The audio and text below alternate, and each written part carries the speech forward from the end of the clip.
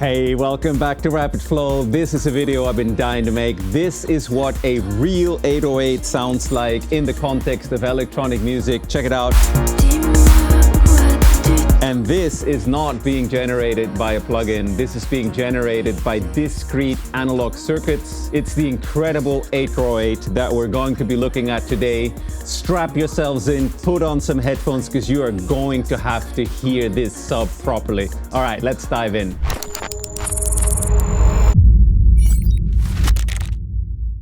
So here we are, you're hearing it against this track. Let me unmute the music and let's just listen to the 808 for a bit. And now let me show you one of its most killer features. It has a mod button, which is engaged right now. And check out what I can do to the low end, to the kick.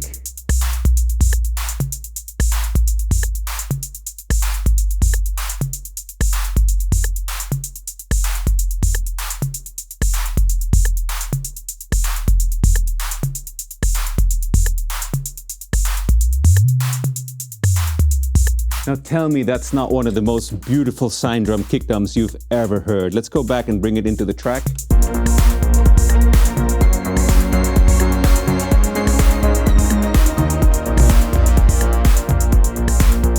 I'm gonna go back to the machine. I'm gonna unmute the music again and show you some of the individual sounds just on their own. And something I forgot to mention for this whole demo, we are triggering the 808 with this BeatStep Pro, which is receiving MIDI clock from our OmniClock plugin right up here on screen. Let me show you what it sounds like when, for example, we add a 909 shuffle to an 808.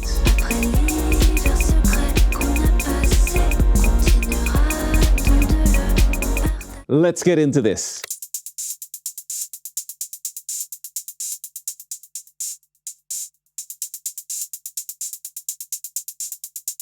You can set the decay of the hi-hat, the level of the open hi-hat. It just has such a beautiful sound, right? Okay, let's add back in the rim shot. You can switch that to clavis. Let's bring in some of the toms.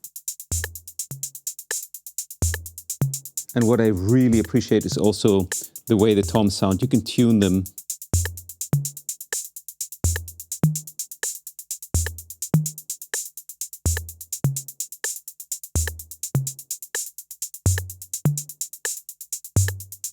Let's bring in the kick, as I feel the tuning and everything really makes a lot of sense once the kick is in.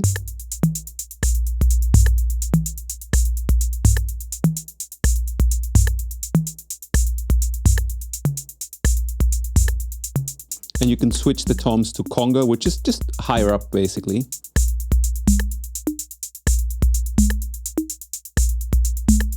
Yeah, one of the things I also love about it is its clap. Check this out. It's just so rude and it's so beautiful. There's a cool mod also where you can change the VCA of the hand clap and just makes it so versatile. You can change the groove so much.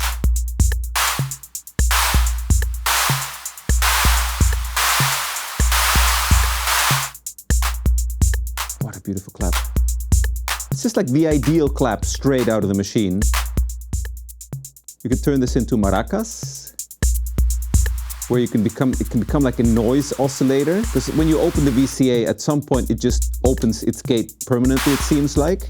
Ah, man. Anyone say cameo? Word up. God. I'm gonna mute some sounds here to give you a better chance to hear the snare, which is also just beautiful. And again, this has certain parameters, which just sounds so great.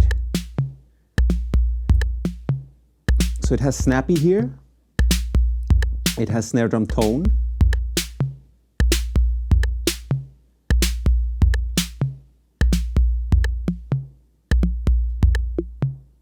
So there you have like the wood of the snare. There's the snappy. Let's listen to this. in the context of a track, right? Because yeah, like how would this work in an electronic music track? Well, let's find out.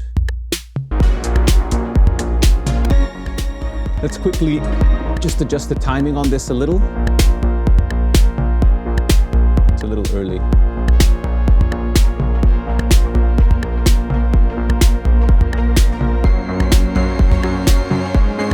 Let's bring back in the hi-hats.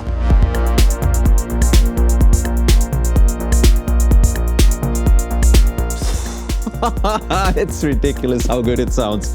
All right, I gotta do this. Okay, I've loaded up the classic barking reverb on the Eventide H4000. Let's bring that in.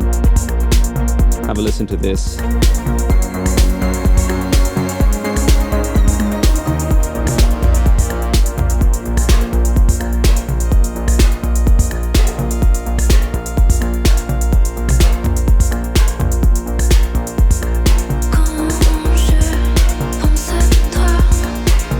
Go back to just the 808.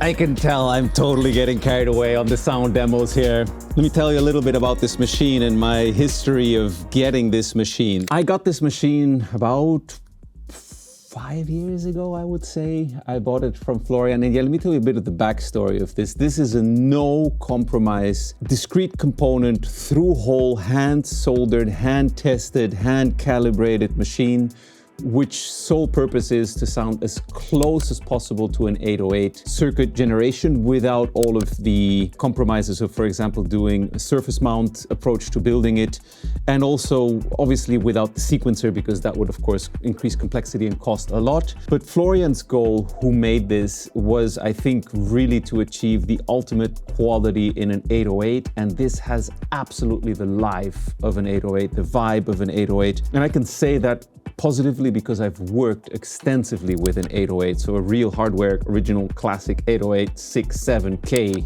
worth these days, because my friend Christian Casara Music, amazing stuff. Check out his music over on Spotify and YouTube and where not. Casara, my good friend from Hamburg, has an 808. He has a bunch of other gear. He's really hardcore about collecting vintage Roland gear, and we used to share a studio. So I listened and I recorded a whole album. My second Setsuna album is full of his 808. So I made like 12 tracks using his 808 basically for the drums, and it's beautiful. The sequencer, everything, the sounds, the vibe, it's amazing. And I honestly missed it once I shut down my studio and moved to Switzerland. But now with this machine, even though I miss my buddy, I can have the quality of that sound, and I'm triggering it with the BeatStep Pro and sending it shuffle patterns and stuff sometimes even, which is something the 808 can't do, which we can do with the OmniClock plugin. When I first turned this on, when I first started using this, literally the next thing I did after I played with it for about an hour was put my TR-8, which is a great machine by Roland. It's super fast, super intuitive, etc. And I used to have it in the studio, and immediately I just put it up for sale because I realized after hearing the 808, I would never be able to use the TR-8 again and not hear a compromise. And Roland, if you're listening, we're so happy you're making analog gear again. Please do an 808 based on fully analog circuits. That would be very cool. So this device, honestly, for what it is and the quality to which it's produced, I don't think it's expensive. I think at the moment they're being sold for around 850 euro plus shipping, which I think is a steal considering it sounds exactly like an 808. If you factor in a BeatStep Pro for another 200, you basically can get an 808 for $1,000. You can get the real quality of an 808, and this thing has mods which make it much more useful. So my son Noah, who was here last week, Noah, blasting in the studio, he did such amazing music here, and he got into using the 808 also. And of course, being able to tune the kick and turn that into bass lines is exactly what a 16-year-old really wants to do with 808 kicks. And then of course, running them through heavy distortion and stuff was really cool to hear what he was doing with this. And of course, you can't do that on a real 808. You normally do that in the DAW once you record a sine wave from the kick, because you can't pitch it on the machine. Here you can. So I'm 100% sure this will also be super relevant for breakbeat hip-hop producers also. So let me also just play this without techno stuff in the back. Let's call this the non-techno house progressive whatever section here, just so that you guys can get an idea of what this sounds like without being locked into my musical ecosystem. You know what I want to do? I want to do what my son did. I'm going to try to approximate it. I'm going to distort the crap out of this. So I'm just pushing it really hard into the mixer preamps. And there's no EQing on this, by the way. Okay, let's go.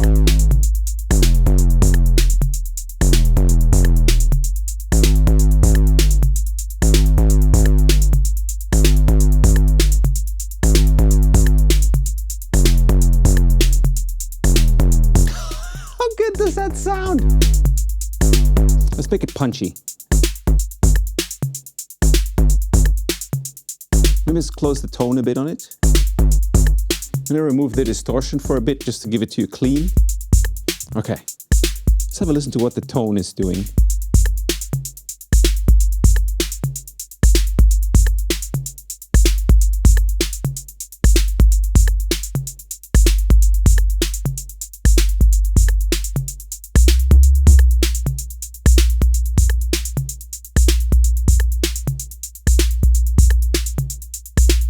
So what I'm hearing is it's adding a little bit of high frequencies. I hope I'm correct in that. Okay, now let's get the cymbal in there. A bit of ride.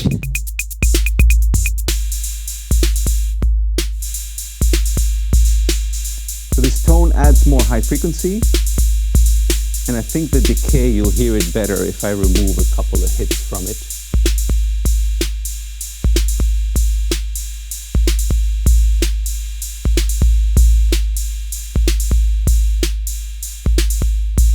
A bit shorter. Let's give it its body back. Let's make the cymbal long again. Yeah, with these parameters you can make such groovy stuff.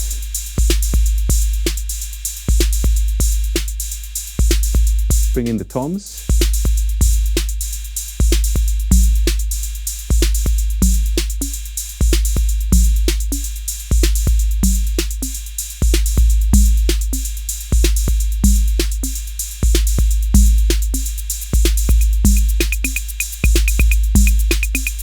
Let's just go back to that distortion. And in order to do that, what I'm doing is this thing has individual outputs. So I'm actually only using 2. It has way more. But what I'm doing is I'm sending the kick drum to channel 1 here, and all the other drums are going through the main out to channel 2. As soon as you use one of the individual outs, it gets removed from the main output. Everything's mono, by the way. So let's distort the kick drum again. Open our gain, lower the fader. Let's bring in that reverb again.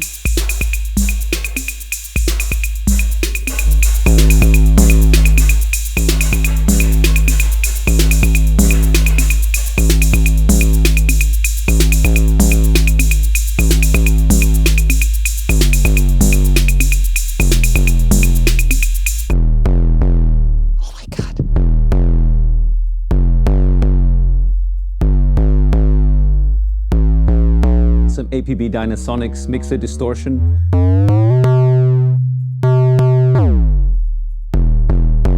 Whoa. All right, feel free to sample that.